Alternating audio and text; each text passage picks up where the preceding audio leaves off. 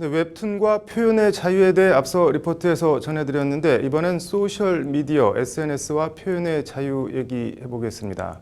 중국판 카카오톡이라고 할 수 있는 위챗이라는 모바일 메신저가 있는데 미국 행정부가 안보상 이유로 미국 내 위챗 사용을 금지하는 행정명령을 내리자 법원이 곧바로 제동을 걸었습니다. 헌법이 보장하는 표현의 자유를 침해한다는 이유에서인데 가처분 인용 결정문을 입수했습니다. 이 소식은 신세아 기자가 전해드립니다. 카카오톡 같은 메신저 역할은 기본이고 음식을 사 먹는 등 계산을 하거나 송금도 할 수 있는 중국의 모바일 앱 위챗입니다. 중국에선 이미 국민 앱 반열에 올랐고 미국 내 사용자도 하루 2천만 명에 육박할 만큼 이용자가 급증하고 있습니다. 그런데 현지 시간으로 지난 18일 도널드 트럼프 미국 대통령이 위챗의 다운로드와 사용을 막는 행정명령을 내렸습니다.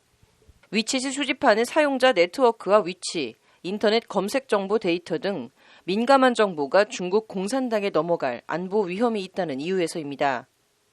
이와 관련 중국 반테러법은 통신 서비스 운영자와 인터넷 서비스 제공자는 공안기관과 국가안전기관의 법에 따른 방범과 테러 조사를 위한 접속 기술과 암호 해독 등의 기술 지원과 협조를 제공해야 한다고 명시하고 있습니다. 중국 법 체계와 규정에 따라 언제든 미국 내 사용자들의 정보가 중국 공안 당국에 넘어갈 가능성이 상존한다는 게 백악관의 판단입니다. You have to have the total security from China. Just no, we're not going to do anything to jeopardize security. 명분은 안보와 보안을 내세웠지만 미국 대선을 6주 앞둔 트럼프 대통령이 중국 때리기를 통해 지지층 결집에 나선 거라는 평가와 분석이 지배적입니다. 이런 가운데 중국계 미국인들을 중심으로 위챗은 생명줄 같은 의사소통 수단이라며 법원에 위챗 사용금지 처분 효력정지 가처분 신청을 했습니다. 해당 행정명령이 헌법이 보장하는 표현의 자유를 침해한다는 것인데 캘리포니아주 북부지방법원 로럴빌러 연방판사는 현지 시간으로 20일 사용자들의 손을 들어줘 가처분을 인용했습니다. 법률방송이 입수한 해당 가처분 사건 결정문입니다. 원고는 위챗 사용자연합, 그리고 피고는 도널드 트럼프라고 돼 있습니다. 빌러 연방판사는 위챗은 중국계 커뮤니티의 많은 사람에게 사실상 유일한 의사소통 수단이고 위챗 금지는 원고들의 의사소통 수단을 제거하는 것이라며 가처분 신청 인용이 공익에 부합한다고 판시했습니다. 예상되는 국가안보 위협보다 표현의 자유 침해 피해가 더 커 위챗 사용금지 행정명령의 효력을 즉시 정지할 필요가 있다는 취지입니다. 그 안에는 우리가 흔히 알고 있는 종교의 자유, 집회 결사의 자유, 언론의 자유, 표현의 자유 이런 것들이 이제 다 들어가 있습니다. 그래서 이 사건의 경우에는 표현의 자유를 침해한다, 그리고 언론의 자유를 침해한다, 뭐 이런 쟁점들을 가지고 가처분을 신청을 했고 그게 받아들여졌던 것인데. 빌러 연방판사는 그러면서 위챗이 미국 국가안보에 위협을 가하고 있다는 상무부 의견에 대해 정부가 국가안보에 큰 관심을 기울이는 건 분명 중요하지만 상무부의 근거는 중국의 활동이 국가안보에 상당한 우려를 일으킬 만한 점을 확인했을 뿐 구체적 증거가 많지 않다고 지적했습니다. 우려만 가지고 표현의 자유를 제한할 수 없다는 취지로 법원에 일경을 당한 트럼프 행정부가 어떻게 대응할지 관심입니다.